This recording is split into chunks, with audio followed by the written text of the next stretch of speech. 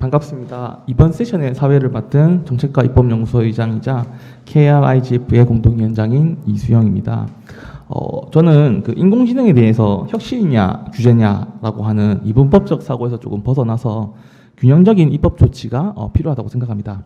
이제 법과 제도라고 하는 것은 규제나 조정이라고 하는 전통적인 역할에서 벗어나서 지원이나 육성 그리고 조성과 진흥의 역할도 함께 해야 한다고 생각합니다. 규범적 가치 판단의 기준의 확립을 통해서 이제 저희 멀티 스테이크 홀더들은 사회적 논의를 많이 해야 됩니다. 근데 사실 이 기술의 영향력은 상당히 커졌지만 그럼에도 불구하고 아직까지 법적 지위라던가 인공지능 정책을 어떻게 해야 되는지에 대한 사회적 합의가 많지는 않습니다. 그래서 저는 이 새로운 인공지능 사회에서의 법적 그리고 정책적 관점에 대해서 여러 가지 사항들을 좀 살펴볼 겁니다. 근데 다행스러운 거는 저희가 오전 세션에서는 인공지능 전반이 우리 사회에 어떻게 영향을 미치고 있고 그래서 인공지능 정책이 전체적으로 어떻게 가야 된다는 큰 틀에 대해서 얘기를 했다면 오후의 첫 세션인 우리는 인공지능과 관련된 전체적인 법률이나 정책 사항 전반에 대해서 살펴보게 될 것입니다. 그리고 세 번째 트랙에서는 아시다시피 저작권이라고 하는 부분들 이제 양질의 빅데이터가 존재할 수 있는 그런 부분에 있어서 저작권과의 인공지능과의 이제 법적 분석을 좀 디테일하게 보게 되실 거고요. 마지막에는 AI의 거버넌스 관련돼서 우리나라가 어떻게 대처해야 되는지에 대해서 얘기를 하게 될 겁니다. 그래서 이번 인공지능 트랙 같은 경우는 전체적으로 전체적인 개요부터 해서 세부 사항까지 좀 전체적으로 잘 구성됐다라고 이렇게 생각을 합니다.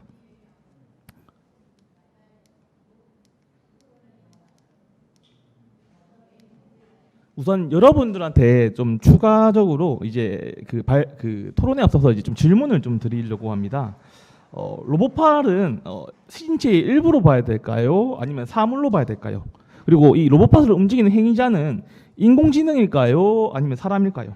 또 만약에 이 로봇팔을 이 기물에 파손을 하게 된다면 물건으로 봐야 되는지 아니면 사람을 이렇게 다치게 한 과실치상으로 봐야 될지 이렇게 이제 애매해진 문제들이 분명히 있습니다. 그래서 저는 이 주제를 시작으로 해서 이러한 아직까지 정립되지 않은 또는 그 새로운 이제 법적인 문제들이 생겼을 때 우리가 어떻게 좀 봐야 되느냐에 대해서 각계각층의 의견을 좀 들으면서 인공지능 전반에 대한 법적 정책적 쟁점에 대해서 여러 의견을 듣고 거기에 대해서 또 이제 플로어의 질문을 통해서 좀 더 이제 심도 깊은 또는 또 다양한 의견들을 수렴하는 과정을 한번 거치기 위해서 이 세션이 좀 준비가 되었습니다. 이 인공지능이라고 하는 것들이 사실 이 플랫폼이나 모빌리티, 디지털 헬스케어를 좀 포함해서 부가가치를 생산하고 국가 경쟁력을 상당히 강화하는 미래 전략이긴 합니다만 결국에 이 인공지능으로 인한 여러 가지 법적인 문제들 예를 들면 뭐 개인정보 침해라던가 디지털 정보의 활용의 격차라던가 또는 데이터가 잘못돼서 확증 편향적인 부분들이 보인다거나 또는 인공지능이 사람을 좀 대체해서 일자리가 사람의 소외 문제를 좀 가져오는 이런 전반적인 데에 대해서 좀 얘기를 좀 하고자 합니다. 저는 이 많은 내용들 중에서 몇 가지를 좀 골라서 오늘 이 자리에 계신 패널분들과 좀 얘기를 할 거고요. 여기 두 분은 이제 업무상의 문제로 조금 좀 늦을 수 있다는 점 사전에 양해를 좀 부탁드리겠습니다.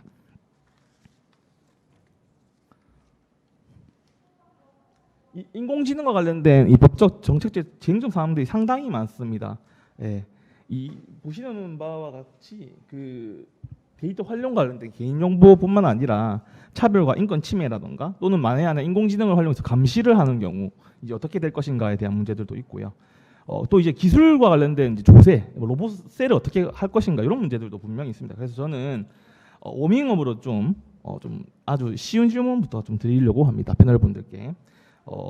여러분들이 생각하기에 이 많은 법적 쟁점 중에서 가장 중요하고 시급한 사안이 무엇이라고 생각하는지 여쭙고 그렇다면 이러한 법들을 어떻게 바꿔나가야 되는지에 대해서 좀 얘기를 좀 드리겠습니다. 우선 먼저 해주실 분 계실까요? 네. 전체적인 법적 방향과 네, 가장 시급한 법적 쟁점 이것만큼은 꼭 정비해야 된다. 정책만큼은 좀 다듬어야 된다라고 생각하시는 부분이 있으시면 얘기를 해주시면 좋을 것 같습니다. 네, 정신 대표님. 네, 안녕하세요. 영상 콘텐츠 제작을 하면서 최근에 인공지능을 활용해서 영상을 만들고 있는 정일진입니다. 저는 개인적으로 그 학습 데이터에 대한 개인정보 보호에 대해서 좀 관심이 많고 가장 시급한 부분이라고 생각을 하고 있습니다. 인공지능은 결국엔 학습 데이터를 갖고 계속 성장하고 있는데 이 인공지능들을 저희가 다양하게 오픈 소스로 그 많은 사람들이 다룰 수 있도록 지금 그 공개가 많이 되고 있어요. 저희 같은 경우에도 다양하게 미디전이나 스테이블 디퓨전 다양한 것들을 좀 쓰고 있는데 너무나 무분별하게 학습이 되고 있고 일반인 분들도 자신의 사진이나 자신의 그 이미지들이 학습이 되는지조차 모르고 있는 경우도 상당히 많이 있습니다. 거기에 가장 많이 지금 피해를 보고 있는 부분들은 또 영화나 뭐 저런 만화, 웹툰 이런 분들의 그런 창작물들도 많이 학습이 되고 있죠. 그래서 그런 학습을 무단으로 하는 것들을 막고자 다른 어떤 유럽에 있는 나라들은 아예 인공지능을 막는 경우도 생기고 있는데 저희는 그런 부분에서 가장 좀 시급하지 않을까 생각을 합니다. 아무래도 그 학습에 사용이 되는 정보들이나 그런 데이터들이 본인들 개인들한테 좀 주권이 있다라는 걸 좀 많이 더 부각시키는 법률들이 좀 나와야 되지 않을까 개인적으로 좀 생각을 해보고 있습니다. 네, 감사합니다.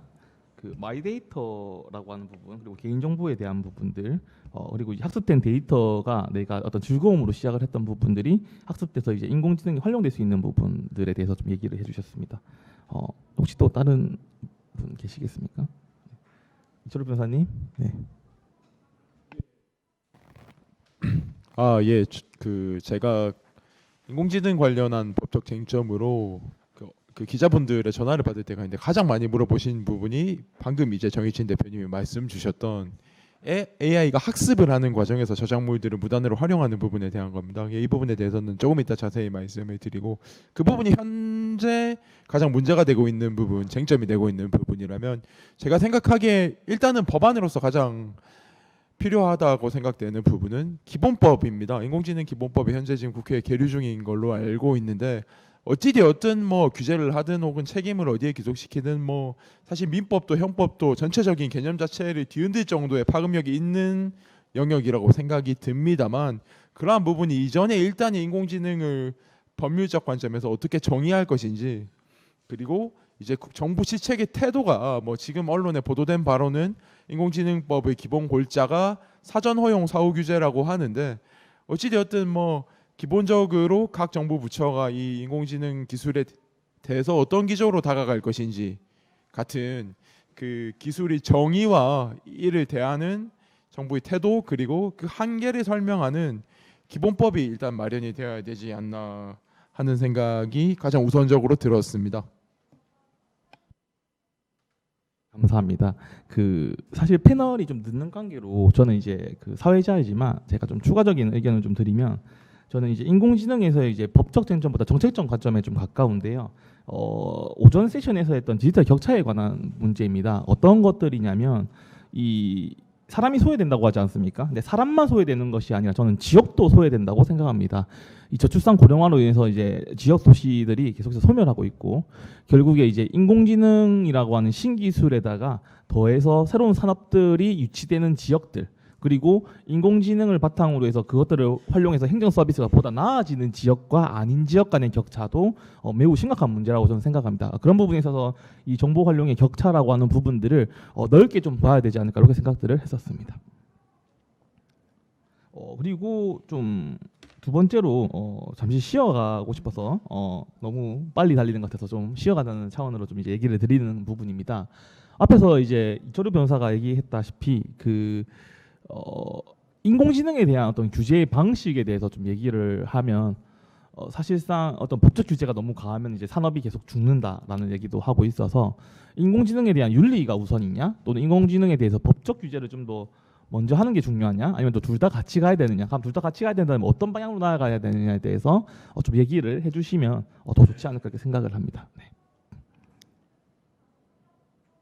혹시 김태권 세무사님 혹시 네. 그러면 뭐 이 짬 난 김에 제가 먼저 말씀을 좀 네네, 드려볼까요? 알겠습니다. 좋습니다. 네. 여러 가지 고민이 드는 지점입니다. 또 뭐 그 최근에 미국과 중국의 AI 개발 경쟁에 있어서 중국이 굉장히 유리한 부분은 이 사람들은 개인정보나 인권에 대한 개념이 없기 때문에 거의 AI가 그러한 제약 없이 무제한적으로 수집할 수 있어서 중국이 그 부분에서 굉장히 유리하다 이런 기사를 많이 봤습니다. 그래서 그 부장님이 말씀해 주신 대로 이 개인정보 보호와 인권 그런 규제와 한계를 이렇게 들이대기 시작하면 기술과 산업의 발전에 장애가 될 수 있다라는 관점은 분명히 타당성이 있기 때문에 뭐 그런 부분에 대한 고려도 해야 되겠습니다만 뭐 앞서 제가 앞에 세션에서도 말씀드렸다시피 거기 인공지능 기술로 인한 부작용이 어느 정도일지 예측하기도 어려운 수준이고 그렇다면 이걸 막연하게 허용했을 때 부작용의 규모조차 가늠할 수 없는 상황이라면 뭐 이용자와 소비자들의 입장에서도 최소한의 안전망으로서의 규제가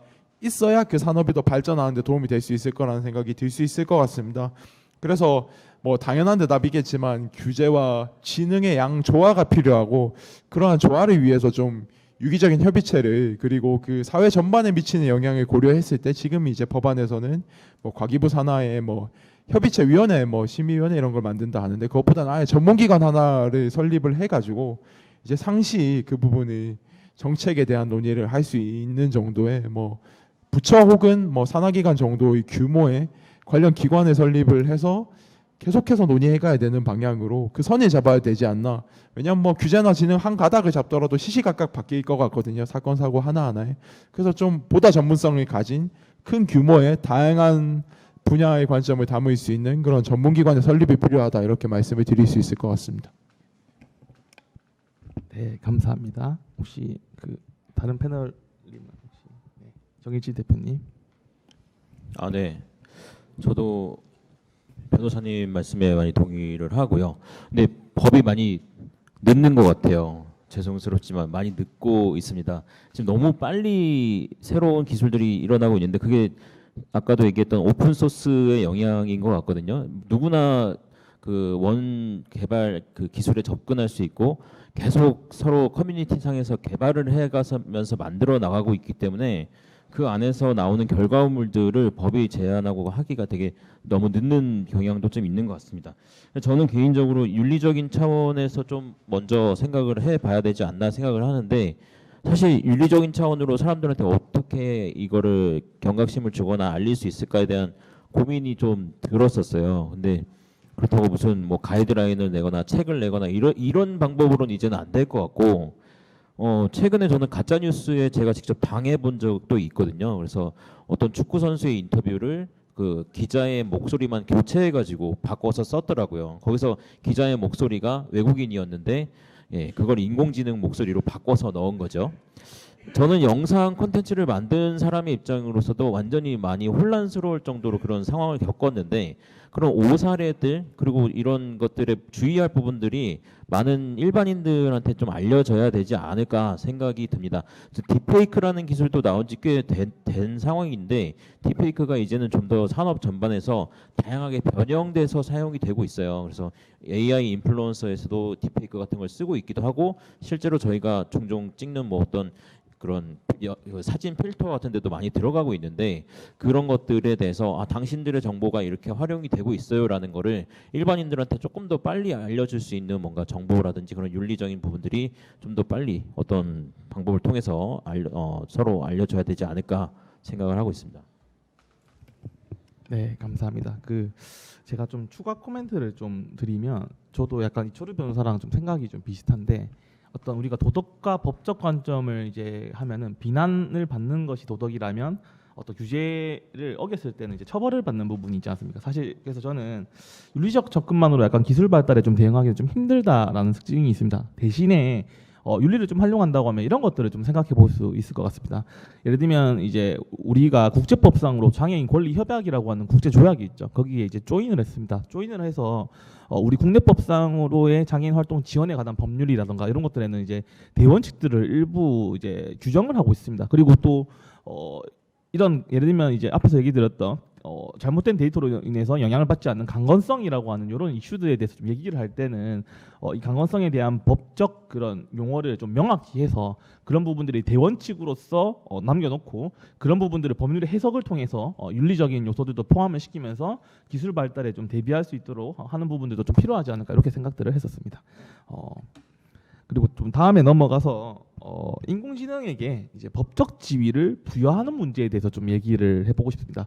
유럽에서는 이제 전자적 인격이라고 해서 인공지능에게 법적 이런 그 인격을 좀 부여해서 어떤 책임을 물을 수 있을 것인가 말 것인가에 대해서 좀 많은 논의를 하고 있습니다. 그래서 거기에 대해서 좀 얘기를 하고자 하는데 혹시 임태권 대표님께서 좀 해주시면 좋을 것 같습니다.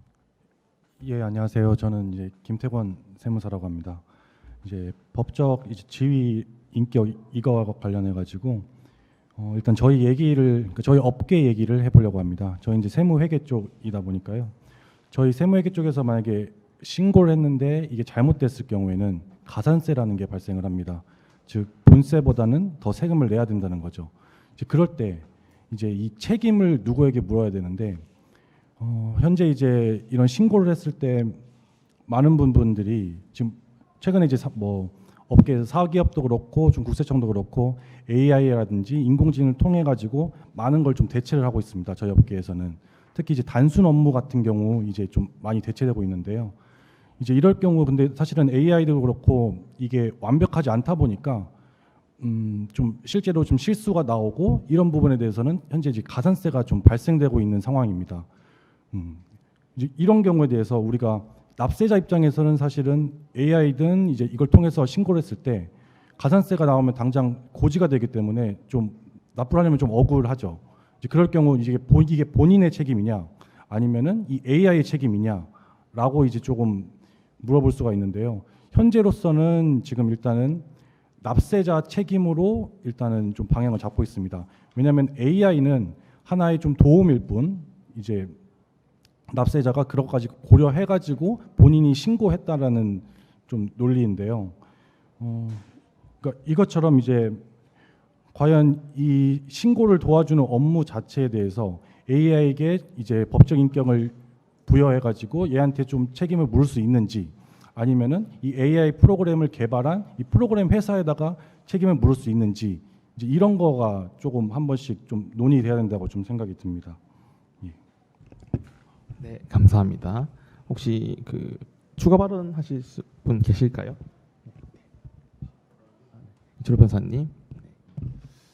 법적 지위를 부여할 것이냐는 뭐 잘라 말할 수 없는 문제라고 생각합니다. 뭐 아시다시피 우리 지금 현행법 전체를 통틀어 봐도 법적 지위가 있고 없고로 이렇게 잘라지지는 않습니다. 뭐 예컨대 뭐 국민이 가장 많은 권리와 의무를 가지고 그리고 외국인은 그보다는 작고 또 법인이라는 개념이 있고 또 법적 지위가 있다고 하긴 애매하지만 최근에 뭐 국회에서 동물은 물건이 아니다라는 민법 개정안에 올리기 위한 논의가 있었잖아요. 그 동물의 권리에 대해서도 또 논란이 많이 있습니다만 뭐 그런 부분에서 부분적으로 법적 지위를 인정할 필요가 있을 수도 있다 이런 생각은 듭니다. 법인이라는 게 우리 모두 뭐 그게 인격을 가졌다라고 이렇게 뭐 삼성전자 뭐 LG생건 뭐 이런 회사들이 인격을 가지고 있다고 생각하지는 않지만 우리의 편의와 그리고 문제 발생 시 책임을 지우기 위해서 그런 개념화된 인격을 인정하고 있잖아요.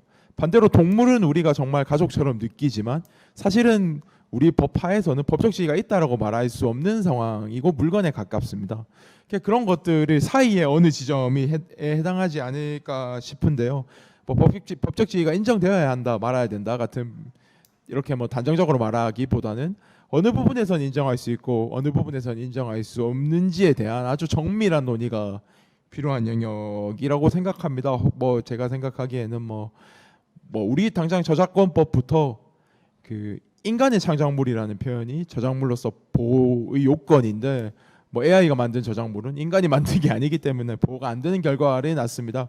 그런 부분이 부당하다 이렇게 생각할 수도 있는 것이기 때문에 어떠한 수준까지 권리를 보유할 수 있는지 또 어떠한 부분까지 책임을 지을 수 있는지에 대한 면밀한 논의가 필요해야 되고 시간이 허락한다면 그걸 줄줄이 읽고 싶으나 시간이 허락하지 않는 관계로 이 부분에 대해서는 단정할 수 없고 이제 각계각층의 시야를 반영을 해서 지속적인 논의가 필요할 것 같다 이렇게만 말씀을 정리하겠습니다. 예. 네, 감사합니다.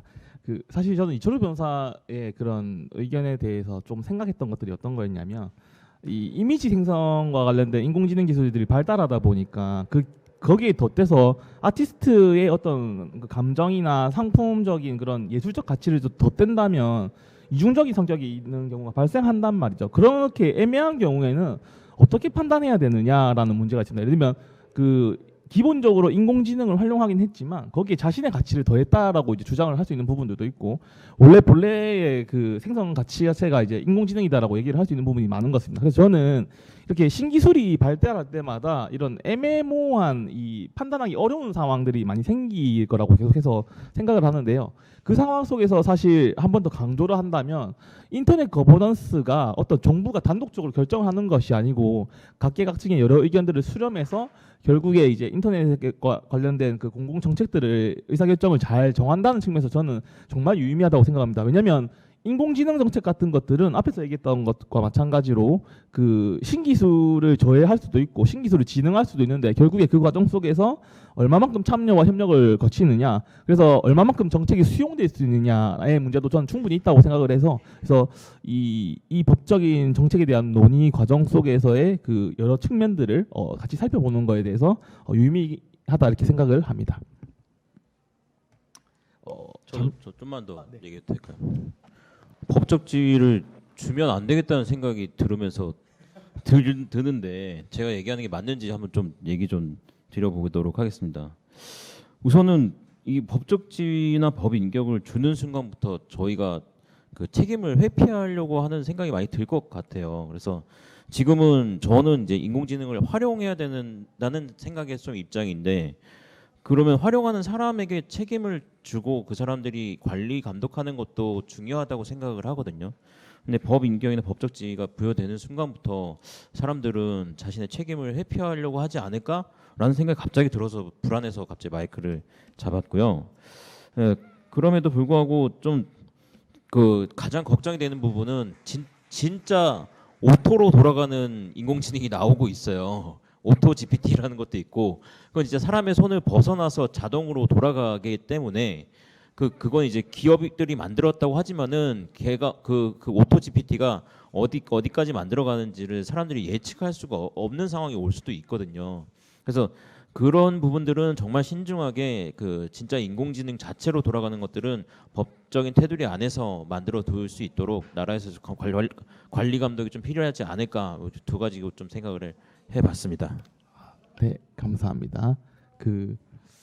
이 토론 열기가 좀 뜨거워서 네, 좀 쉬어가자는 타임으로 1부 때 했던 질문의 연장선을 조금 더 하나 더 드려보려고 합니다.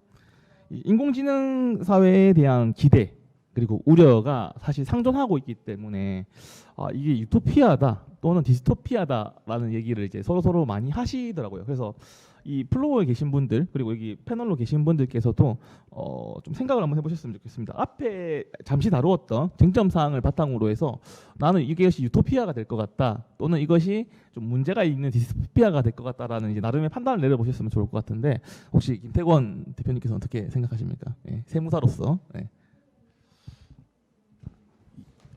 일단 저희 업계랑 또 연관을 좀 시켜서 말씀드리면요. 일단은 저는 좀 그래도 유토피아 쪽으로 아무래도 세상은 좀 발전하는 방향으로 좀 가고 있다고 생각을 하거든요. 예를 들어서 저희 업계 같은 경우에는 이제 좀 이런 인공지능을 통해 가지고 많이 단순 업무 같은 경우는 좀 이제 대체가 되고 있는 상황입니다. 예를 들어서 뭐 이제 종합소득세 같은 경우에는 이제 좀 여러 소득이 있으신 분들은 이제 단순 뭐 합산 신고 같은 경우는 이제 좀 AI라든지 이런 걸 통해서 이제 좀 납세자분들이 손쉽게 이제 신고를 할 수가 있거든요. 그런 신고도 그렇고 저희 이제 업계 내부에서 보면은 저희는 이제 장부를 작성하는 기장이라는 업무를 합니다. 사업자분들이 이제 업무를 이제 장부를 작성해서 세무 신고를 대행해주고 있는데요. 이 기장이라는 부분이 많이 전산화되고 이제 좀 아까 말씀하신 오토라든지 이제 자동화되다 보니까 예전보다 속도가 굉장히 빨라졌어요. 그러니까 전에는 예를 들어서 신용카드라든지 통장을 사람이 일일이 다 입력을 해야 됐었는데 이게 이제 좀 전자화되고 이제 좀 AI와 결합돼 가지고 이게 전산화되면서 통장이라든 이런 거래 내역이 컴퓨터로 들어오고 이게 거래가 분석이 돼요. 이제 과거 데이터를 통해 가지고 분석을 시켜서 이게 흔히 말하는 이제 회계 처리로 약간 추천하는 식으로 해주거든요. 그래서 이 추천이 잘 되면은 이제 회계 처리 좀 손쉽게 되고 이렇게 해서 좀 많이 속도가 빨라진 상황입니다. 이제 그런 면에서 보면 확실히 좀 유토피아적인 면이 강할 것 같고요. 좀 그러면서 좀 우려스러운 거는 이제 전 섹션도 그렇고 이 전문가의 약간 입지가 좀 흔들리는 게 아니냐라는 거에서 많이 저희도 뭐 사실은 우려하는 게 사실입니다. 그래서 이런 단순 업무는 이제 빨리 대체되는 게 느껴지는데 확실히 근데 저희도 업무를 하다 보면 세법이라는 게 예외에 예외를 낳고 이런 게 좀 복잡하거든요. 사실 이런 판단 부분은 저희도 사실은 사람도 어려운데 좀 AI도 어떻게 좀 할 수 있겠냐는 좀 생각이 들어서 이런 부분은 그래도 같이 좀 AI랑 좀 이렇게 같이 좀 융화돼 가지고 가야 되지 않을까 좀 그런 생각은 듭니다. 이상입니다. 네, 감사합니다. 김태형 대표님. 혹시 네, 정희진 대표님.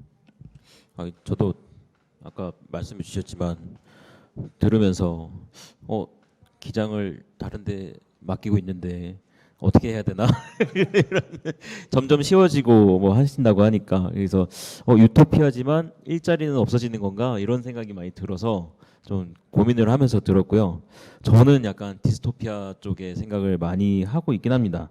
물론 저희도 되게 잔 업무가 많이 줄고 했지만 직업이나 이런 거에 대한 고민보다도 사람들이 결국에 이 인공지능을 쓰는 것들을 좀 많이 보고 있는데 창작 쪽에서 되게 정말 자신의 그 유리한 쪽으로 많이 사용하고 욕망을 해소하는 용도로 상당히 많이 사용이 되고 있더라고요. 아주 무분별하게 또 사용이 되고 있고 그래서 그런 부분들을 다 말씀드리기는 어렵지만은 상당히 걱정이 되는 부분들이 많았습니다. 자기가 좋아하는 어떤 대상을 계속적으로 이미지를 생성을 한다든지 아니면은 최근에 이런 그런 뭐죠?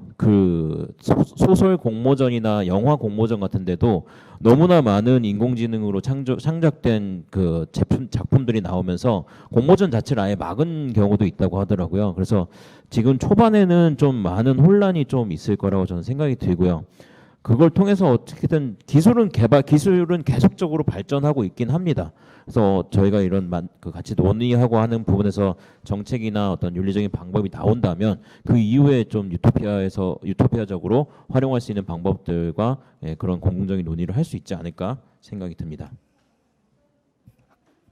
앞서서 한 분은 유토피아, 한 분은 디스토피아를 말씀해 주셨는데 저는 유토피아였다가 이걸 활용하기에 따라서 디스토피아가 될 수 있다는 생각도 듭니다. 챗GPT를 저도 사용을 해봤는데요. 뭐 그냥 잘 활용했던 적은 제가 뭐 연애하던 때 이제 뭐 100일 기념 연애 편지를 써줘 이러니까 아주 잘 제가 쓴 거보다 더 잘 써줘서 고민 없이 이렇게 잘 베껴 적었거든요. 그러니까 뭐 그런 부분은 참 이런 것까지 해주는구나 싶다가 또 한편으로도 인터넷에서 봤는데 그냥 상관없는 내용을 입력해도 이제 그러니까 실제로 없는 사건을 이야기해도 챗GPT가 있는 것처럼 예컨대 뭐 이철우 권총 총기 낭사 사건에 대해서 알려줘 하면 그럴듯하게 이렇게 있는 것처럼 대답을 해준단 말입니다. 그런 부분에서 또 한편으로 무서움을 느꼈어요. 그래서 뭐 일단은 그렇게 생각합니다. 뭐 인간이 AI를 도구로 사용할 수 있는 한 그게 유토피아로 향해 가는 길이겠지만 이제 특이점이 오고 AI가 자아를 가지기 시작하면 점점 디스토피아를 향해 가지 않을까. 그리고 또 한번 우려하는 부분은 이제 그 AI라고 하는 기술이 그 어느 다른 기술보다 스노우볼이라고 할까요? 그러니까 그 기술을 가진 업체가 더 빨리 발전하는 그런 형식인 것 같아요. 학습을 더 많이 할 수 있는 기술을 가진 업체가 더 빨리 학습할 수 있는 AI를 만들고 하는 식으로 점점 더 정보 격차가 심화될 거라는 생각이 들어요. 그리고 뭐 우리 세상이 산업화될 때도 그렇고 정보화 시대를 맞이할 때도 그렇고 세상이 더 좋아질 거라 모두가 더 좋아질 거라 이야기하게 됐지만 결국은 뭐 조금씩은 다 나아지긴 했지만 그 격차가 점점 심화되잖아요. 정말 그 수혜를 받는 사람이 특정에게 집중이 된다면 AI 기술 동안 마찬가지 결과를 낳을 거라고 생각합니다. 사실은 뭐 변호사, 세무사, 뭐 회계사 이렇게 다 위협받는다고 하지만 사실 이 자리를 먼저 잃는 건 변호사 사무실의 사무직원이고 기장 보시는 기장 직원분들이거든요. 그게 결국은 그 사회의 양극화를 훨씬 더 심화시키는 문제를 낳을 거고 노동에서 궁극적으로 인류가 해방된다고 하는데 해방되어도 결국은 이제 AI가 채울 수 없는 감정 노동에 관한 부분을 맞는 어떤 새로운 일자리들이 생길 것인데 저는 그러한 부분을 생각했을 때 이게 정말 모두에게 유토피아인가? 저는 모두에게 유토피아는 아니라고 생각하고 이제 아직은 인간이 AI를 도구로서 취급할 수 있을 때 도구로서 남겨두도록 주저앉히도록 하는 어떠한 장치를 마련했으면 좋겠다 이렇게 생각한다고 결론을 낼 수 있겠습니다. 네, 이 아무래도 이 법적 정점이나 이런 것들보다 좀 더 다양한 이제 의견을 들을 수 있어서 좀 재밌었던 것 같은데 저는 이 인공지능에 대해서 개인적으로 디스토피아보다는 유토피아에 가깝다고 저는 좀 생각을 했었습니다. 왜냐하면 인공지능 기술이라고 하는 것이 이제 발전하면 발전할수록 사실상 우리가 할 수 있는 업무의 영역이나 새로운 산업들 그리고 새로운 사회적 가치 창출에 대해서는 저는 상당히 긍정적입니다. 이 일부에서도 이제 그 임태훈 교수가 얘기를 했다시피 인공지능과 관련된 이 기술들을 이제 발전을 시킬 때 물론 미국과 중국 같이 너무 대립적 관계가 있는 경우에는 이 서로 간의 보호무역주의와 유사하게 국가적으로 이제 보호하려고 하는 측면들이 있을 겁니다. 근데 저는 글로벌 차원에서 한번 본다면 개발도상국에게는 뭐 정책이라던가 제도라던가 이런 부분에 있어서 혁신도 좀 가져올 수 있고 또 SDGs의 이행과 관련돼서 이제 유엔에서 얘기하고 있는 글로벌한 수준 선진국만큼의 수준에 따르지 못하고 있는 국가들에게만큼은 저는 충분한 기회라고 생각합니다. 그리고 그런 SDGs를 이행하는 과정 속에서 한국이 인공지능과 같은 신기술을 활용해서 잘 이제 ODA를 서포팅을 하고 그를 통해서 이제 영향력을 행사할 수 있으면 저는 그것도 유의미하다고 생각을 합니다. 사실 그 과기부에서의 그 닥터앤서 사례가 제가 정말 기억에 많이 남는 사례 중에 하나인 게 적극행정 우수 사례입니다. 근데 여기서 뭐가 문제였냐면 의료 정보라고 하는 부분 자체가 민감성 정보입니다. 상당히 예민하기 때문에 어디서부터 어디까지 활용할 수 있을 것인가, 어디까지 인정해서 이 인공지능의 학습을 통해서 서비스를 제공할 것인가가 상당한 문제였습니다. 근데 저는 이 정책이나 법을 설계하는 것 자체에서 그 선의적 의도를 가지고서 한다고 하면 이 서비스가 만들어낸 그 수준이라는 것이 지금 1.0에서 3.0까지 디벨로핑 됐습니다. 그리고 이 서비스가 우리나라 같은 경우는 일선 보고서까지 확대가 됐거든요. 그런 측면에서 본다면 저는 인공지능 기술을 우리 사회의 어떤 혁신의 과정으로서 활용하고 대신에 저는 절대로 대출 불가능하다고 생각하는 게 사람 감정이라고 생각합니다. 그래서 우리가 판사가 그 소위 말해서 어떤 재판을 할 때에 이 사람의 그 처한 환경이나 이 정상이 불리한지 유리한지에 대한 여러 가지를 따지는데 인공지능은 그건 절대로 저는 할 수 없다 이렇게 생각합니다. 그런 부분에 있어서 보조기구로서 충분히 잘 활용한다면 통제도 가능하고 지금의 단계에서는 너무 우려할 것 같지는 없다 이렇게 생각을 합니다. 감사합니다. 그리고 쟁점이 좀 많다 보니까 이제 핵심에 대해서 좀 얘기할 텐데요. 이거는 사실 3부의 이슈에서 전체적으로 다뤄야 될 부분입니다. 인공지능과 저작권에 관련된 부분인데요. 저희는 3부 섹션에서 좀 세부적으로 다룰 거기 때문에 저작권 보호와 관련된 부분들을 전체적인 방향성의 수준에서 얘기를 좀 하는 걸로 하겠습니다. 혹시 누가 먼저 해주시겠습니까? 네. 저작권 보호. 이철 변사님. 네, 사실 법을 저작권과 관련된 법은 변호사님이 더 많이 알고 계실 것 같긴 한데 저는 지금 현재 사례를 좀 부딪히고 있어서 좀 먼저 말씀드려 보도록 하겠습니다. 이미지 생성 AI를 제가 3개월 좀 넘게 사용해 보고 있어요. 그래서 영화랑 영상 그 홍보물에도 사용을 하고 있거든요. 특정 사이트에서 이렇게 받아서 만들어서 이제 프롬프트를 넣어서 하는 건데 지금은 프롬프트를 제가 입력을 하지 않습니다. 그냥 사람들이 만든 거 가지고 갖다 쓰고 있어요. 그 하루에도 올라오는 생성된 이미지만 해도 정말 많고 제가 거기서 검색만 해도 충분히 쓰겠더라고요. 그래서 약간 남이 만든 건데 제가 써도 문제가 없어요. 왜냐? 내가 그 프롬프트를 입력했다고 하면 되니까. 지금 좀 약간 되게 머리가 아프거든요. 그래서 지금 일반 어떤 광고 온라인 광고에서도 이미지 생성으로 만들어진 여성 모델들을 이렇게 해가지고 광고가 나오는 것들을 보고 있는데 저 분명히 외국의 어떤 사람이 만든 이미지를 저는 봤는데 그거를 돈 주고 사왔는지 아닌지 모르겠지만 사실 그냥 갖다가 써도 되겠더라고요. 그래서 지금 많이 혼란스러운 상황입니다. 그래서 그런 부분에 대해서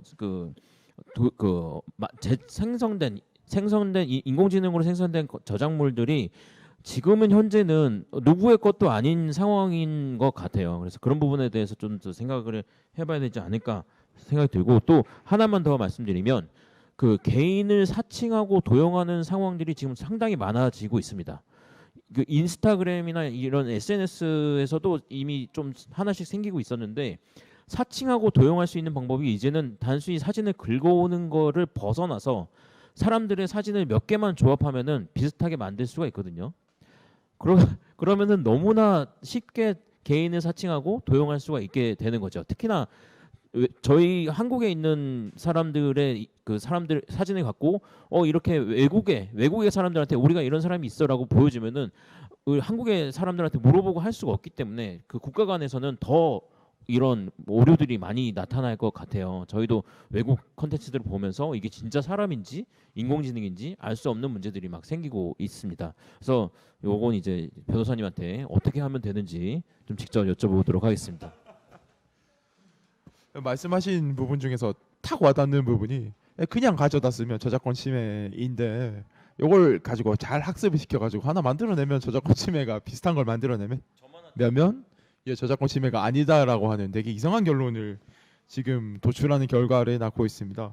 사실은 저는 그 의장님한테 좀 3부로 보내주는 게 맞지 않나 이런 얘기를 한 게 그 부분에 대해서 이야기 드리고 싶은 쟁점이 굉장히 많아요. 뭐 쟁점이 한 3가지 정도로 크게 나눌 수 있을 것 같습니다. 첫 번째는 그 AI가 만들어낸 결과물이 저작물로서 보호될 수 있는가. 짧게 말씀을 간단하게 드려보면 보호돼도 문제고 보호되지 않아도 문제 같은데 저는 보호되는 게 더 문제라는 생각이 들거든요. 너무 많이 쏟아지기 때문에 그렇게 너무 많이 쏟아지면 정말 결국에는 인간의 창작성을 제한해 버릴 것만 같아서 안 해야 된다고 생각하고 실제 우리 저작권법에서도 현재는 이제 아까 말씀드렸다시피 인간의 창작물이기 때문에 아무리 똑똑한 침팬지가 그림을 그렸다 해도 저작물이 아닌 것처럼 AI 저작물 또한 결과물로 저작권법의 보호를 받을 수 없습니다. 이게 뭐 그런 방향이 적합하다고 생각하는데 뭐 그 부분에 대해서는 좀 더 이야기가 필요하겠고, 두 번째는 이제 무단 학습에 관한 문제입니다. 사실은 뭐 AI를 학습시키는 과정에서 여러 저작물이 이용한다 치더라도 이게 제가 뭐 한 기자의 질문에는 저작권법을 침해하지 않는다라고 대답을 드렸어요.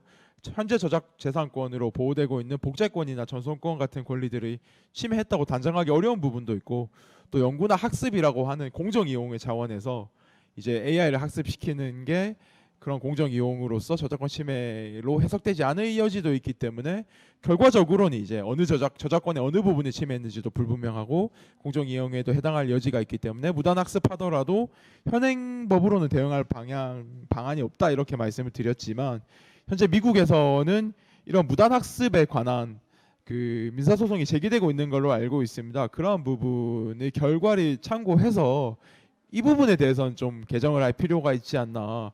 사실은 뭐 특정 작가의 그림을 만들어내는 것도 얼마든지 가능합니다. 무단으로 학습시켜가지고 비슷한 결과를 만들어내는. 그렇다면 적어도 학습을 시키는 그 재료가 된 저작물에 대한 권리 보장은 좀 되어야 되지 않나, 이런 부분이 있어서 무단 학습과 관련해서는 학습에 사용되는 저작물에 관한 권리를 보장할 방안이 현행법으로는 불가능하기 때문에 앞으로 좀 마련되어야 될 것 같다, 이런 의견을 좀 말씀드릴 수 있을 것 같고요. 이제 세 번째 쟁점은 AI가 만들어낸 결과물이 정말 우연히 만분의 1의 확률로 실제 존재하는 저작물과 굉장히 유사한 경우, 그런 경우 저작권 침해의 책임을 누가 지는가 같은 부분들이 있을 수 있겠습니다만, 이 부분은 뭐 일률적으로 결정을 할 수 없는 부분인데, 어찌되었든 뭐 저작권 침해에 해당하는 결과를 낳는다면 이제 그 AI를 사용한 사람의 의도, 특정 작가의 저작물에 의도적으로 입력을 해서 비슷한 결과물이 나오도록 유도했는지 같은 고의 부분에 따져서 결정을 해야 되는 복잡한 내용이라는 말씀을 드릴 수 있겠습니다. 어쨌든 제가 말씀드린 부분 중에 지금 방금 말씀드린 쟁점에 대해서는 구체적인 해석이 필요한 부분이고, 두 번째 무단 학습에 관해서는 현행법상 어떻게 할 수 있는 방안이 없기 때문에 이 부분에 대한 제도가 빨리 마련이 되어야 될 것 같다, 이렇게 결론을 지을 수 있겠습니다. 사실 이것과 관련돼서 조금 이제 저도 궁금했던 것들이 있는데, 이제 양질의 데이터 그리고 데이터 수를 이제 확대하는 부분이 중요합니다. 근데 실제로 기업에서는 어떤 인공지능 서비스를 만들 때 그러다 보면은 예를 들면 A라고 하는 데이터 학습을 시켜서 A-라고 하는 인공지능 서비스를 만들고 B라고 하는 데이터를 만들어서 B-라고 하는 이 인공지능 서비스를 만들었을 때 둘을 결합을 시켜가지고 학습을 시키면 더 빨리 인식하고 이 서비스를 좀 더 효율화할 수 있어서 좀 협업적인 측면에서 좀 데이터를 모으는 그 비용이나 이 절차들을 간소화할 수 있다는 측면에서는 기업에게는 상당히 유용한 툴이 될 수 있을 것 같거든요. 근데 이런 것들이 앞에서 얘기 드렸던 그 저작권이라든지 개인정보라든지 이런 것들을 침해할 가능성이 상당한데 그렇다면은 이런 부분들을 기업이 산업 발전을 하기 위해서 할 때 좀 허용하기 어려울 거라고 생각을 하시는지 좀 추가 질문을 좀 드리겠습니다. 그런 부분에 있어서 좀 무분별한 학습을 막아야 된다는 기본 골자는 거듭 말씀드리는 부분입니다. 사실은 허용하게 되면 개인 창작자가 설 자리가 없어질 것 같다는 생각이 강하게 들어요. 이거는 좀 막연한 우려일 수도 있는데 마치 이제 뭐 명품을 찍어낸 짝퉁들이 막 나오듯이 AI가 정말 몇 초면 만들어내는 결과물들, 뭐 진짜 일러스트레이터는 그거 하나 그리기 위해서 며칠 밤낮으로 노력을 하는데 AI는 그걸 이렇게 찍어낼 수 있고, 사실은 뭐 그렇게 찍어낼 수 있는데도 특정 작가의 작품과 아이디어를 사용해서 이렇게 만들어내는데도 그 학습의 기본이 된 저작물을 제공한 사람에게 아무런 이익이 돌아가지 않는다면 점점 개인 창작자의 자리가 대체되어 갈 거라는 생각이 듭니다. 뭐 아주 싸고 간편하게 공급이 되니까요. 그런 부분에서 생각을 했을 때 물론 기업에게는 정말 유리하잖아요. 뭐 특정 주제에 대한 그림이나 사진 같은 걸 사용을 할 때 기존에는 이제 이렇게 개별 창작자에게 동의를 이용 허락을 구하고 대가를 지불해야 됐지만 이제 자사히 AI만 활용할 수 있다면 아주 반가운 소식일 텐데요. 실제로 아까 제가 일부에서 게임의 사례를 말씀드리기도 했습니다. 그 내부 게임사에 소속된 일러스트레이터가 열심히 그릴 필요 없이 AI가 그냥 만들어내기만 하면 되기 때문에 기업의 입장에서는 아주 편리하지만 개인 창작자들을 보호해야 할 필요가 있고, 그거는 이제 그 창작자들이 뭐 이제 뭐 창작의 자유 혹은 먹고 살 권리 이런 차원에서도 그렇지만 인류 전체적으로 봐서 이러한 개인 창작자들이 설 자리가 없어지는 게 전체적인 인류의 손실이라고 생각하기 때문에 그런 부분에 대한 방안이 좀 필요하지 않을까라는 취지로 말씀을 드렸었습니다. 감사합니다. 그 사이 그 좀 업무로 늦었지만 디랩의 민재명 연구위원님 오셨습니다. 그래서 6번째 토론에 대해서 좀 미리 양해드렸는데 인공지능 기술 활용 과정 속에서의 저작권 보호에 대해서 어떻게 전체적으로 방향을 갈 것인가에 대해서 좀 얘기를 하는 중이었습니다. 그래서 민재명 위원님께서 오셨으니까 같이 얘기를 좀 하면 어떨까 합니다. 네.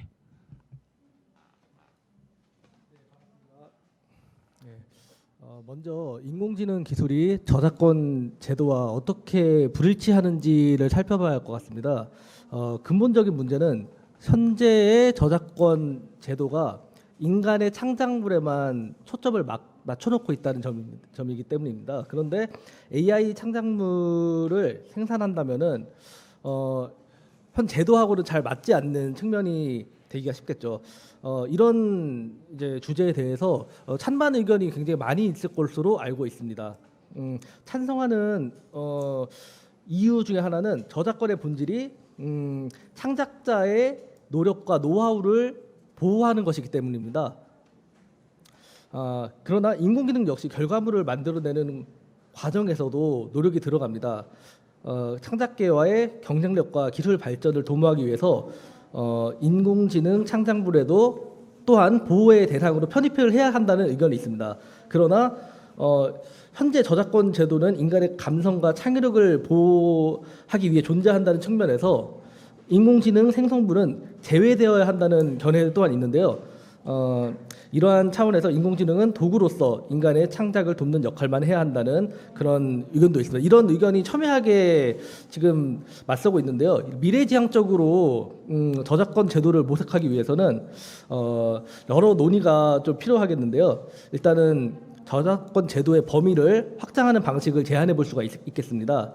인공지능 생성물도 보호 대상에 포함하여 창작자와 사용자 모두가 이익을 얻을 수 있는 제도로 이제 나아가는 방식이 있겠습니다. 두 번째로는 표준화와 국제 협력을 도입하는 방식으로 발전해야 할 것입니다. 인공지능 기술은 전 세계적으로 연구가 되고 활용되기 때문에 국제적 차원에서 저작권 협약이 필요하다는 것입니다. 마지막으로 교육과 인식 개선이 필요합니다. 인공지능의 적용에 대한 이해도를 향상시키고 기술 윤리에 대한 심도 있는 논의를 활성화시키기 위해서 우리가 함께 답을 모색해 봐야 할 필요가 있겠습니다. 네, 감사합니다. 그 사실 민재명 위원님의 얘기를 제가 들으면서 생각했던 건 어떤 거였냐면 이 저작권이나 특허 같은 이제 지식재산에 관련된 이제 법률들은 사실상 국제 표준이라는 게 존재하지 않습니까? 그래서 사실 선진국들 대부분이 지키고 있고 또 이제 중국 같은 경우는 알면서도 좀 지키지 않는 경우가 있고 그런 측면에 있어서 약간 인공지능과 관련돼서 저작권과 관련된 부분들은 국제협력 차원에서의 공통의 규범이 좀 반드시 필요하겠다라는 좀 생각들도 들었습니다. 그리고 이 저작권에 관련된 창작에 대한 부분 말고 제가 특허에 대해서 조금 저는 이제 그 일부에서도 한번 얘기를 했었는데요.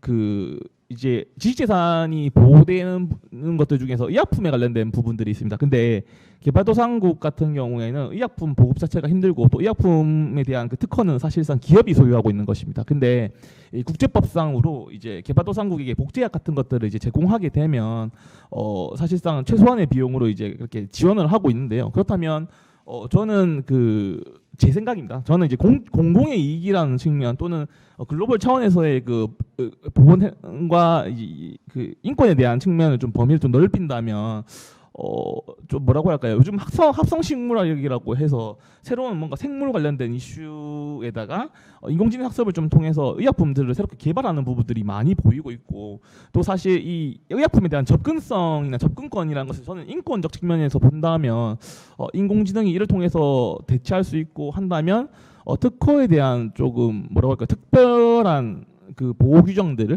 뭐 인권과 관련돼 있는 인간의 생존과 관련돼 있는 그런 특허 관련된 부분들은 좀 약간 카피 레프트 형태의 좀 약간 보호를 조금 느슨하게 가는 것도 저는 방법이 아닐까 그렇게 생각을 하는데 혹시 거기에 대해서 좀 혹시 어떻게 생각하시는지 좀 얘기를 좀 해주실 수 있으실까요? 또 다른 분들 중에서 제가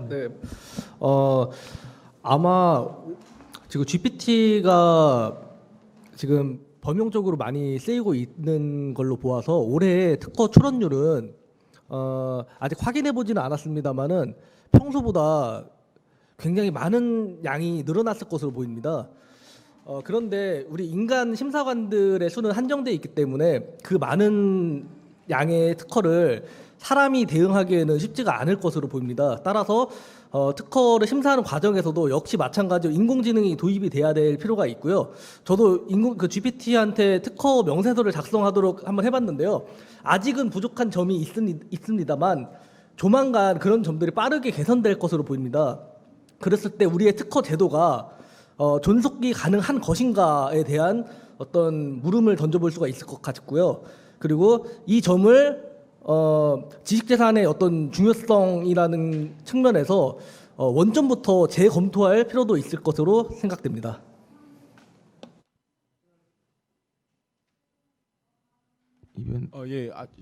제가 너무 말을 많이 한 것. 그리고 이거 3부 패널 분들이 싫어하시겠는데요. 너무 유지진에 대해서 이야기를 많이 해가지고 제 생각에는 양면적인 측면이 있습니다. 저작권이라고 한 특허권도 마찬가지. 특허도 이제 뭐 저작권을 보호하기 위한 거니까 저작권이라는 게 너무 강하게 보호하면 이제 모든 사람들이 향유할 수 있는 그 범위를 줄어들게 하는 결과를 낳고 반대로 너무 느슨하게 보호하면 창작 욕구를 떨어뜨리는 결과가 되죠. 내가 머리 싸매고 열심히 고민하고 창작해내고 개발해냈는데 이걸 아무렇지도 않게 복제해낼 수 있다면 가져갈 수 있다면 그런 양면성을 가진다는 점을 봤을 때 아까 저는 이제 AI가 쉽게 만들어내는 창작물을 저작물로서 인정해버리게 되면 이제 그 작가분들이 창작을 하고 싶은 마음이 사라지지 않을까라는 생각이 들어서 그런 말씀을 드렸고 특허도 마찬가지인 것 같습니다. 제약회사를 예로 드셨는데 뭐 그 열심히 개발비를 R&D 비용을 들여가지고 약을 만들었는데 뭐 복제약에 대해서 좀 허용이 된다 쉽게 이렇게 또 AI가 만들어낼 수 있다고 하면 더 이상 개발을 안 하게 되는 것처럼 그런 부분에 대한 부작용이 반작용이 있기 때문에 제 생각에는 뭐 현행 제도의 틀을 지키면서 인간이 만들어낸 결과물만 보호하는 걸 기점으로 서서히 제한적으로 이렇게 분야별로 풀어나가야 되지 않을까. 물론 이제 의장님이 말씀하신 대로 생필품과 인간이 살아가기 위해서 꼭 필요한 부분에 한해서는 그런 권리가 좀 느슨하게 보장되어야 될 필요가 있을 것 같고 반대로 이제 보다 고차원적인 욕구와 창작성이 강하게 요구되는 문화예술 영역에서는 좀 끝까지 인간의 창작물만 저작물로서 보호되는 영역으로 지켜나가야 되지 않나 이렇게 생각하고 있습니다. 네, 감사합니다. 저작권 얘기를 많이 안 하려고 했는데 저작권 얘기가 제일 핫한 이슈긴 합니다. 그래서 저는 사실 오늘 그 아마 이 트랙을 들으시는 분들이 인공지능 전반에 대해서 좀 이해를 하시고 3부로 들으신다면 좀 더 인공지능 전체에 대한 이해가 좀 높아질 거라고 생각을 합니다. 그리고 다음 질문인데요. 그 다음은 이제 인공지능의 데이터 편향성에 관련된 부분입니다. 편향성과 관련돼서 일부 때도 얘기 드렸다시피 데이터가 가지고 있는 잘못된 정보가 결국에는 이제 판단의 미스로 이제 이어지기 때문에 이런 것들이 만약에 인권 침해로 이어진다고 한다면 어떻게 해결할 수 있을까에 대한 부분인데요. 저는 그런 부분들을 기술적으로도 좋고 법적으로도 좋으니까 얘기를 하셨으면 좋겠습니다. 그 혹시 김태권 대표님 가능하시겠습니까? 네. 네. 네. 제가 좀 먼저 네, 얘기하겠습니다. 네.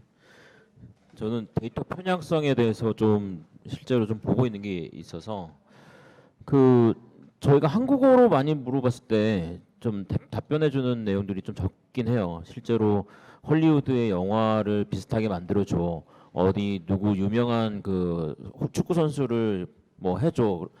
그런 것들은 최대한 데이터들이 온라인상에서 많이 있기 때문에 이미 학습된 것들을 갖고 다양하게 결과물들이 나오고 있거든요. 근데 우리나라만의 데이터들도 그런데 이제 조금 더 어떻게 보면은 온라인에 데이터가 많이 적거나 조금 더 개발이 필요한 부분에서 그런 나라들에서는 이 인공지능의 혜택을 받는 게 상당히 어려울 수 있겠다라는 생각이 많이 들더라고요.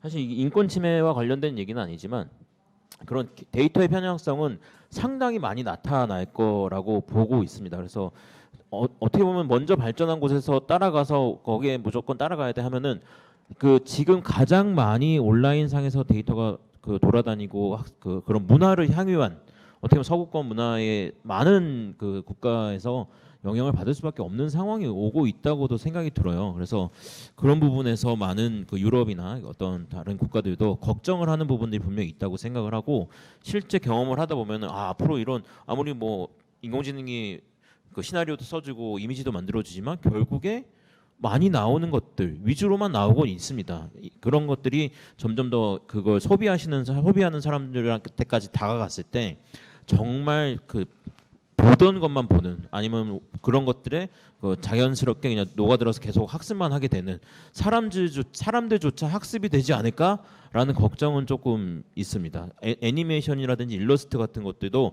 학습을 시켜보면 대부분 재팬 애니메이션들 위주로 많이 나타나고 있거든요. 그래서 그런 부분이 좀 제가 봤던 것들 한번 공유드려봤습니다. 아니요. 그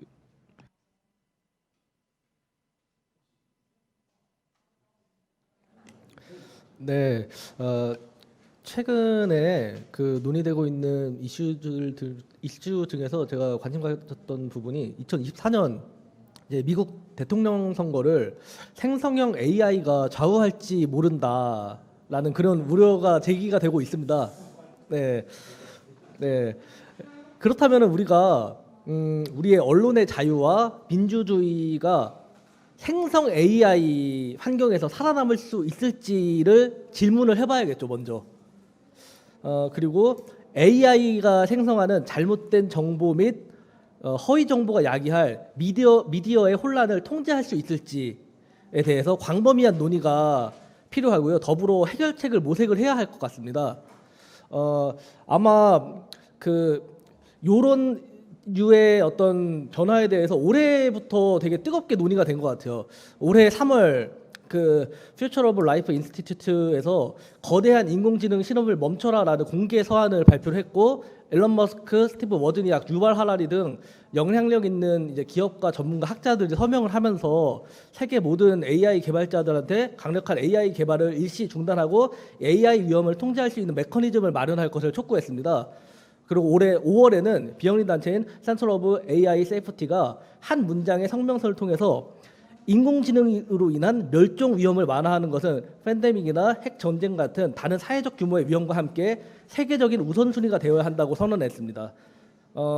이건 여기에 AI의 대부 제프리 힌튼, 요수아 벤지오, 구글 딥마인드 CEO 데비스 허사비스, 오픈 AI의 CEO 샘 알트만, 엔트로픽의 CEO 다리오 아모데이 등이 서명을 주도했습니다. 이런 변화를 이게 좀 확인해 보니까요. 2010년대 이후 인공지능 거버넌스에 대한 많은 원칙과 가이드라인이 제시되었고요. 2019년 이후 AI 거버넌스를 다룬 문헌이 4,270건, AI 로우가 언급된 문헌은 1,180건, AI 애슬리스를 다룬 문헌은 16,800건이 될 정도로 폭발적인 논의가 이루어지고 있습니다.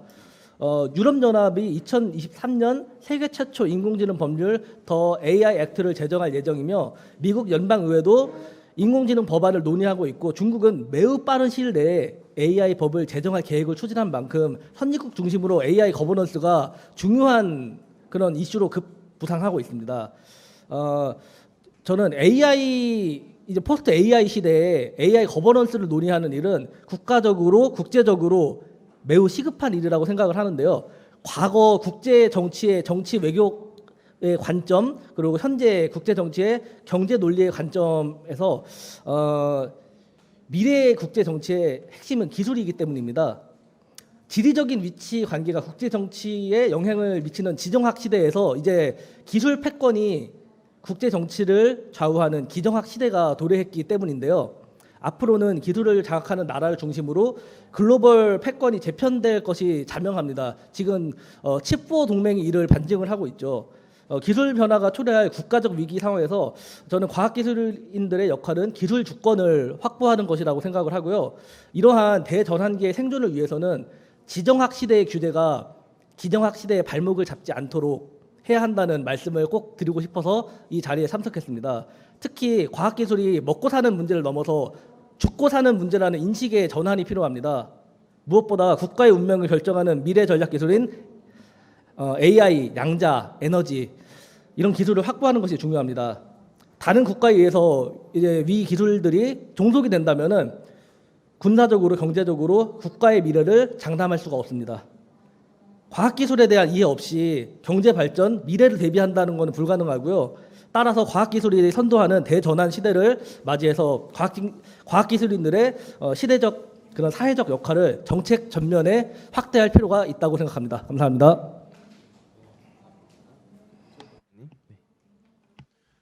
이게 저는 방금 말씀하셨던 차원과 완전히 다른 방향 이야기를 드려야 될 것 같은데 저 그 참 어렸을 때는 그래도 볼 게 TV밖에 없잖아요. 신문밖에 없고 그래서 그 6시 내 고향이고 뭐 전원일기고 하면 그냥 봐야 되던 시절이 있었어요. 그래서 뭐 본의 아니게 어른들이 그 시골이 어떻게 돌아가는지도 보고 억지로 그리고 뭐 신문에 봐도 뭐 조선일보 다 읽으면 한겨레 읽고 경향 읽고 해야 되잖아요.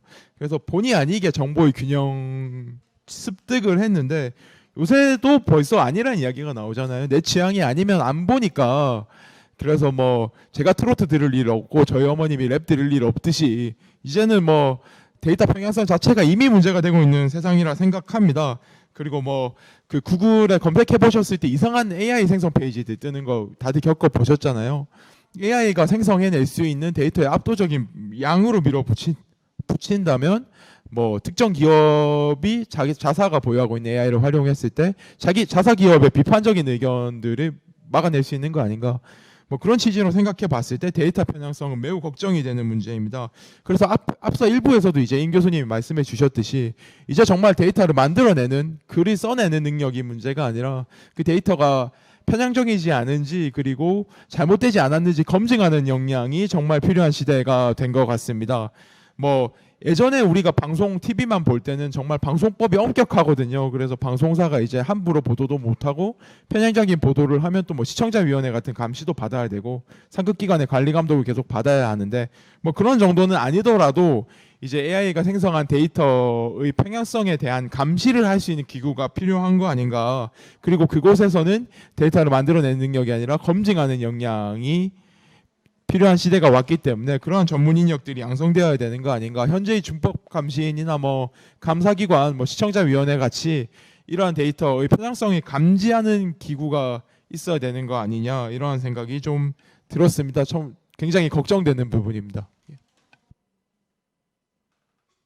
진 대표님 추가. 네, 저도 많이 이제 그 편향적인 부분에 제가 말씀드렸던 것처럼 상당히 걱정을 하고 있는데 기술적으로 푸는 방법이 좀 더 빠르지 않을까 생각을 하고 있습니다. 저희가 지금 요새 그 컨텐츠를 볼 때 어떤 소셜 같은 데서도 신고하기 기능들이 있긴 해요. 근데 신고하기로 신고한 사람들이 과연 얼마나 있을까? 그 어떤 효과가 있을까 정도로 좀 생각이 들거든요. 근데 앞으로 나오는 컨텐츠나 이런 그런 이미지든 영상들을 우리가 소비를 할 때 소비자들이 조금 더 참여할 수 있는 그 기술들을 많이 기업들에서 많이 좀 오픈해 주셔야 되지 않을까 생각을 합니다. 유튜브 컨텐츠든 아니면 소셜에서 보는 것들이. 그래서 그런 피드백을 좀 줄 수 있는, 이게 가짜 뉴스다 아니면 이런 것들은 너무나 데이터가 잘못된 학습된 결과물들이다라는 것들을 조금 더 이 인공지능 시대에 맞춰서 기술적인 발전들이 좀 더 빨리 이루어져야 되지 않을까 기업분들한테 좀 갑자기 생각이 나서 얘기해봤습니다. 네, 감사합니다. 제가 조금 첨언을 저는 이제 기술적인 측면인데요. 데이터 편향성의 가장 큰 기본적인 문제는 데이터가 편향돼 있다는 것, 데이터가 부족하다는 뜻이기도 합니다. 예를 들면 이런 것이죠. 흑인을 고릴라로 인식하는 것은 이제 흑인에 대한 정보가 부족한 거기 때문이다. 사람이라고 인식하는 것 자체가. 그래서 저는 데이터의 균형점을 맞추기 위해서 소수자에 대한 그 데이터를 좀 많이 확보해서 균형점을 좀 찾아나가는 것도 좀 좋은 방법이 될 수 있지 않을까. 그러면 그런 부분들이 인권 침해를 이제 예방하는 데 있어서도 어느 정도 기술적인 기능들을 할 수 있지 않을까 그렇게 생각들을 했었습니다. 사실 이 데이터 편향과 관련된 부분가 좀 약간 연계가 되어 있는 이슈입니다. 이건 정말 예민한 이슈죠. 개인정보 보호와 관련된 부분입니다. 개인정보 보호 관련돼서 혹시 먼저 이제 김태원 대표님께서 얘기를 해주시겠습니다. 예, 인공지능과 더불어서 이제 개인정보 보호는 뗄 수 없는 관계인 것 같은데요. 네, 저희 업계 최근에 이제 좀 이슈화됐던 게 이제 사기업 이제 3.3이라는 프로그램에서 좀 이제 수임 동의 관해 가지고 좀 이슈화된 적이 있습니다. 이제 이게 어떤 내용이냐면은 이제 3.3이라는 프로그램을 통해서 이제 세무 신고를 하려면은 이 홈택스, 그러니까 국세청과 그 세무대리인과 이 정보가 좀 공유가 돼야 됩니다.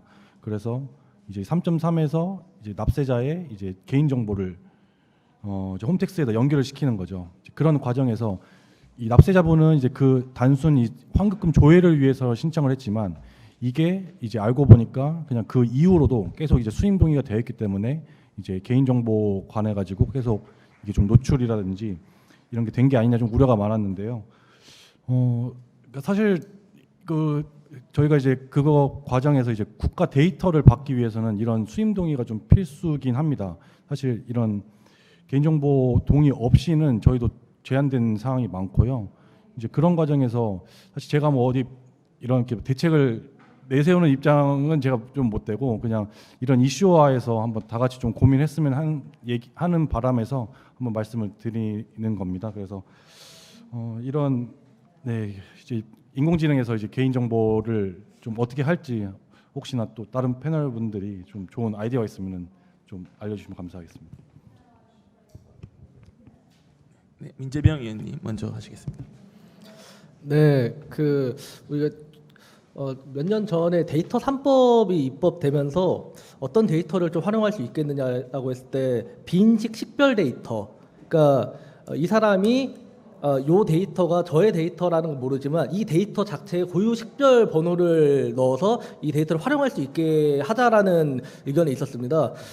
그걸 통해 스타트업들이 많이 이 관련 이제 데이터들을 활용할 수 있게 되면 성장을 할 수가 있게 됐는데요. 저는 앞서서 이런 이제 내용이 나온 거는 어떤 규제들과 좀 맞물려 있다라는 생각이 듭니다. 특히 우리가 일반적으로 주민등록 등본, 인감 3개월에 한 번씩 떼잖아요. 이거 사실 그냥 지문으로 동의만 해도 충분히 가능한 일입니다. 이제 서버 몇백 대만 있으면 할 수 있는 거를 온 국민이 나서 가지고 지금 하고 있는 그런다라는 건 되게 비효율적인 일이라고 생각이 드는데요. 우리가 기술이 부족해서 그것을 구현을 하지 못하느냐 하면은 그것은 동의하기가 좀 어려운 것 같습니다. 기술이 아니라 우리가 좀 행정적으로 좀 전반적으로 효율화될 필요가 있을 거다라는 생각이 들고요. 앞서 말씀하신 어떤 세무 동의라든지 이런 것들도 전체적으로 이제 데이터를 취합해서 동의할 수 있고 언제든지 쉽게 해제할 수 있도록 효율화된 행정 시스템이 있다면은 어렵지 않게 구축이 가능할 것이라 그렇게 생각합니다. 네, 감사합니다. 정유진 대표님. 저는 또 그 기술적인 방법에서 방향을 빨리 찾아야 되지 않을까 생각하는 게 결국 속도인데요. 이게 다수의 사람들한테 인공지능으로 만들어진 프로그램이나 앱 같은 것들이 지금 많이 배포가 되고 있어요. 저가 뭐 꼭 그렇게 이제 말씀드리기 어렵지만 여기 이제 자신의 사진을 가지고 셀카 사진을 만들어준다든지 프로필 사진을 만들어준다든지 그런 것들도 이제 예시로 들 수 있겠는데 그런 부분에서 사람들이 동의를 하는 부분들이 조금 더 구체적이고 자신이 나중에 그 동의 사항을 확인할 수 있는 기술들이 좀 개발이 돼야 된다고 생각을 하거든요. 아까 3.3 같은 경우도 결국에는 초반에 사람들이 다 동의를 했기 때문에 법률적으로는 사실 본인이 잘못하기 맞잖아요. 어떻게 보면은 그죠? 근데 이제 예전에 그 계약하는 방식 자체가 내가 계약서를 잘 읽어봐야 된다. 확인하지 않았냐? 근데 아직도 그게 긴 문장으로 동의서들이 있는 것들이 저는 그게 과연 맞을까 생각을 하거든요. 그래서 인공지능을 활용한 프로그램이든 앱으로 만약에 어떤 것들이 나온다면은 그 기업들이 꼭 반드시 동의사항들을 조금 더 사용자 UX, UI에 맞게끔 개선해야 된다라는 법률 같은 것 정도는 만들어 주신다면은 분명히 도움이 되지 않을까 갑자기 생각이 들어서 얘기가 나왔습니다. 조르 부사님. 이제 우리 정 대표님의 기술적인 아이디어가 너무 많으셔서 직접 저도 이번만큼은 좀 법 제도보다는 기술적인 해결이 필요한 부분이라고 생각합니다.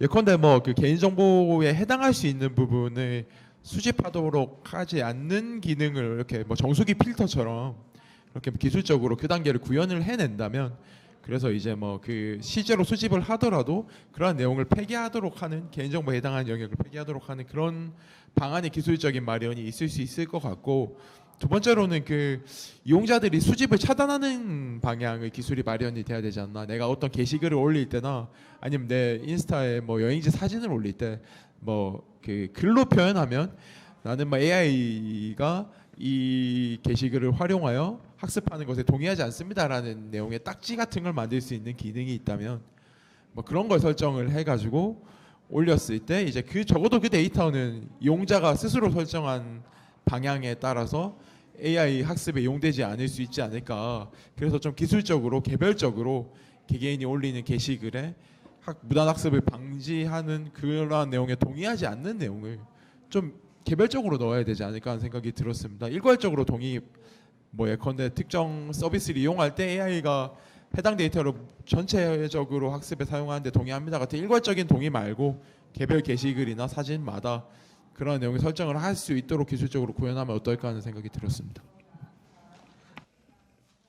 조금 이제 제가 덧대서 저는 이제 생각했던 게 이 개인정보라고 하는 부분들을 보호해야 되는 법익은 사실 저희가 개개인의 특수성 있지 않습니까? 내가 남자인지 여자인지에 따라서 이제 주민번호가 바뀌고, 그러니까 뭔가 특수성에 대한 내 정보들이 다 몰려있기 때문에 특별히 더 보호해야 된다고 이제 보는 법리입니다. 그러다 보니까 저는 사실 우리가 법령의 주인이 국민이라고 하지 않습니까? 우리가 헌법상의 권리를 우리가 주장할 수 있도록 이제 스스로가 돼야 되는 건데, 법을 인식하지 못하면은 사실은 자신의 권리를 주장하기 상당히 어려운 부분들이 있습니다. 특히 우리가 기업에서 제공되는 서비스들을 이용할 때 대부분 개인정보 동의를 상당히 많이 받고 있는데, 저는 최소한 이 인공지능 서비스를 좀 활용한다고 하면 인공지능을 다시 역으로 활용을 해서 인공지능 서비스가 내가 이런 동의를 했을 때 어떤 문제가 생길 수 있는지를 최소한의 그런 것들을 좀 알려줄 수 있으면 인공지능의 그런 폐해를 인공지능으로서 약간 해결할 수도 있지 않을까라는 좀 생각들도 한번 해봤습니다. 네.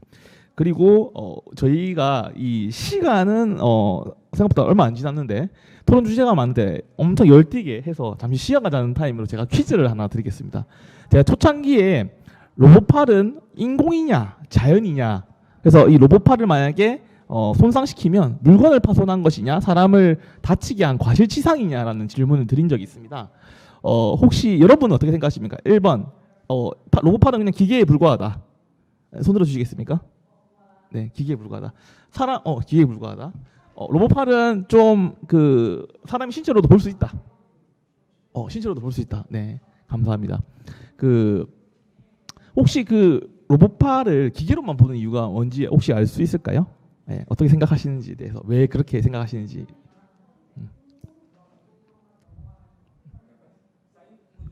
네.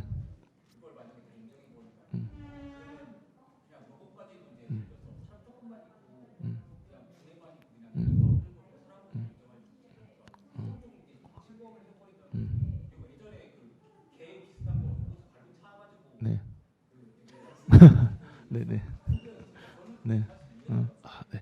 혹시 사람 신체 일부다라고 하시는 이유가 뭔지 알 수 있을까요? 네.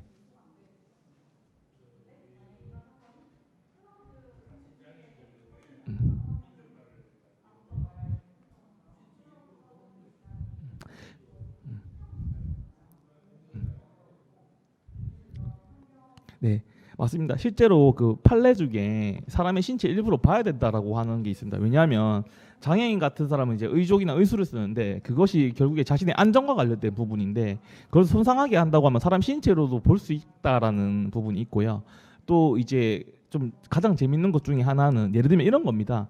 그 로봇팔을 이제 갖고 있는 사람이 아티스트라고 합시다. 그러면 정교한 작업으로서 바이올린 같은 것들을 연주해야 되는데 그 과정을 거치려면은 상당한 기계학습과 내 팔이 일치해야 되거든요. 상당한 시간과 비용이 듭니다. 근데 그걸 손상했을 때 과연 사람 신체 일부를 보지 않을 것인가에 대한 문제가 있기 때문에 저 역시도 그런 부분들을 좀 감안한다면 장애인이라고 하는 특수 대상자 그리고 로봇팔이라고 하는 부분들이 우리 신체의 일정한 기능을 유지하기 위한다는 측면에서 신체 일부를 보는 것이 좀 바람직하다라고 이렇게 생각을 합니다. 예, 이렇게 잠시 퀴즈를 드렸고요. 예, 이제 마지막 질문입니다. 사실 앞에서 여러 주제를 상당히 많이 다뤘었는데 또 다른 혹시 관심 사항이 있다거나 예를 들면 일부에서 제일 핫했던 게 일자리에 대한 문제였습니다. 이 탑이 이제 빅테크 기업이고 사람이 제일 밑에 있고 인공지능 비율도 낮다라는 이런 얘기를 했었는데 혹시 인공지능과 관련돼서 좀 로봇세라던가 또 새로운 이슈에 관심이 있으시거나 또는 뭐 내가 좀 코멘트를 해보겠다라고 하시는 분이 혹시 플로어에 계시면 좀 하실 수 있게 하면 좋겠습니다. 네. 아니면 패널들 중에서 혹시 계실까요? 추가적으로 좀 논의하고 싶으신. 예, 원래 말씀드리려고 했던 부분 중에 하나가 또 그런 부분입니다. AI를 활용한 범죄. 근데 이게 또 선생님이 말씀하신 것처럼 뭐 보이스피싱에 사용된다거나 같은 정도면 범죄의 도구로 쓰인 거니까 뭐 기존의 법률이 다르고 있는 범죄를 성립시키는데 영향이 생기지는 않을 것 같습니다. 다만 이게 AI가 더 고도로 이용돼서 정말 스스로 판단하는 경지에 이르렀을 때 내가 만들어낸 AI가 이제 뭐 내 재산을 지킨다는 명목으로 이렇게 뭐 길 좀 물으러 오는 사람을 사살을 했다면 야 이거 형법으로 어떻게 다뤄야 되느냐 현재 가능하냐 범죄의 도구는 아닙니다. 왜냐하면 내가 활용하려고 하지 않았으니까요. 하지만 뭐 그렇다면 범죄의 간접 정범이냐 타인을 이용해야 간접 정범인데 이건 사람도 아닙니다. 이거 어떻게 해야 돼? 배상은 또 어떻게 해야 되느냐? 제조물 책임법에서는 제조물에 하자가 있는 경우만 처벌을 하고 있는데 뭐 배상 책임을 부여하고 있는데 그럼 이 지금 AI가 똑똑하게 행동한 게 제조물에 하자가 있다고 보일 수 있느냐?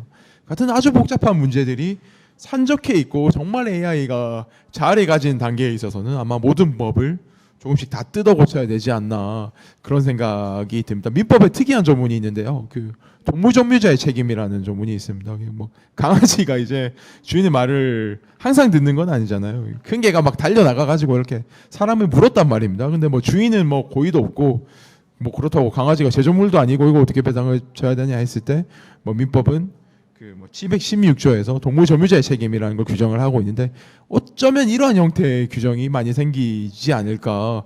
도구로 이용한 것도 아니고 그렇다고 AI가 스스로 판단했지만 아무런 책임을 지지 않을 수도 없으니까 뭐 AI 개발자의 책임에 관한 규정 같은 게 아예 새롭게 생겨야 되지 않나 같은 개인적인 의견이 있습니다. 범죄와 관련해서. 예.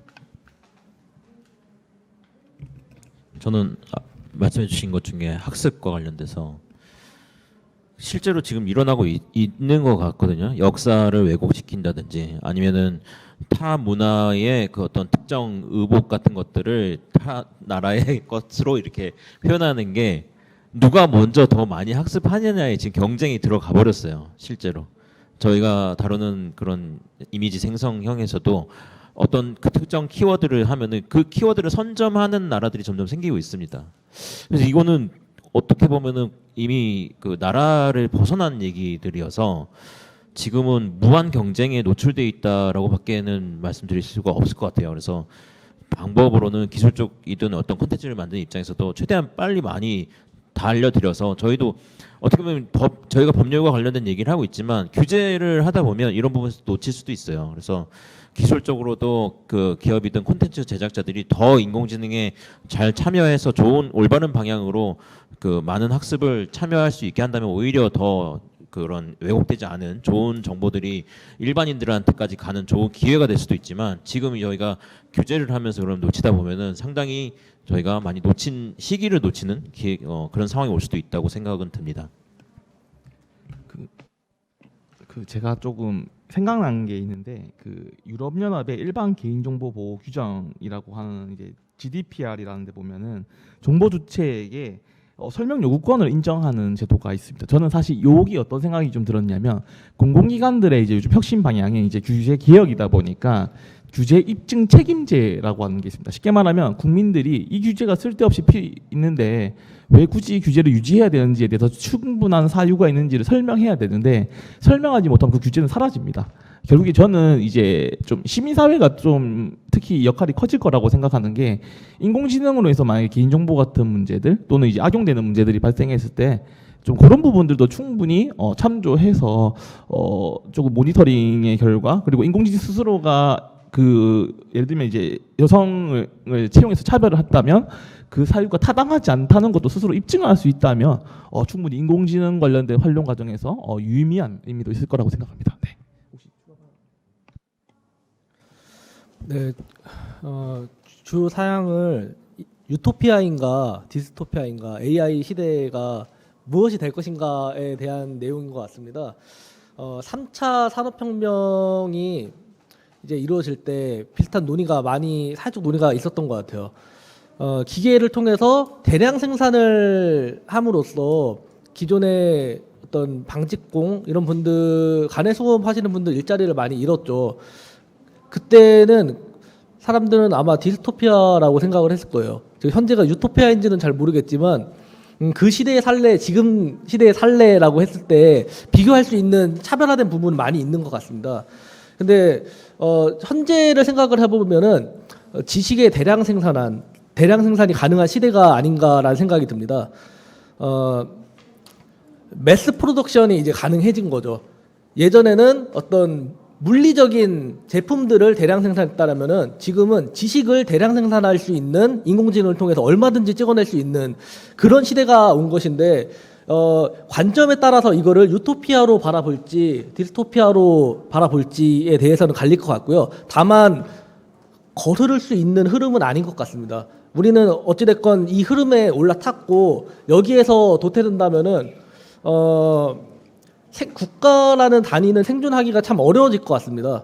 이제 기술 패권 시대에는 기술이 곧 국방력과 좌우되기 때문에 우리는 이 경쟁에서 살아남아야 되고 이겨야 할 그래서 다음 세대를 위해서 미래를 개척해야 될 의무를 좀 떠안았다 그렇게 생각을 하고 있고요. 네, 그런 관점에서 많이 논의되고 있는 주제가 AI for good. 다만 무엇이 굿인지는 잘 모르겠습니다. 아마 우리가 함께 논의해서 결정을 지어야 할 사항이 아닌가 싶습니다. 감사합니다. 사실 제가 인터넷 거버넌스 포럼을 작년부터 했는데 제가 사실은 여기서 제일 어린데 저한테 위원장으로 이제 프로그램도 기획을 할 기회도 주셨고 또 청년들에게도 관심이 많습니다. 저는 사실 이 인터넷 거버넌스의 매력은 진짜 이런 다양한 담론에 대해서 예를 들면 산업계의 시각, 그리고 시민사회의 시각, 정부의 시각이 다양한데 이것들이 균등하게 가야 되는 것이지 어떤 특정이 주도를 해서 뭔가 산업이 이루어지는 것은 아니라고 생각합니다. 인터넷이 처음에 생길 때 사실 민간에서 활성화됐다가 정부가 개입한 거지 않습니까? 저는 그런 측면에서 인터넷 거버넌스라고 하는 요 매력을 좀 느끼셔서 내년에도 좀 참석을 해주셔서 이렇게 계속해서 인터넷 거버넌스가 발전할 수 있도록 해주시면 정말 감사할 것 같습니다. 윤봉남 변호사님께서 패널은 아니시지만 또 이제 이렇게 도와주시고 또 연표 죄송합니다. 민재명 이제 위원님 그리고 김태원 세공사님, 정일진 대표님 그리고 이철우 변호사님께도 감사의 말씀을 드립니다. 이것으로 이번 세션을 마치도록 하겠습니다. 네, 감사합니다.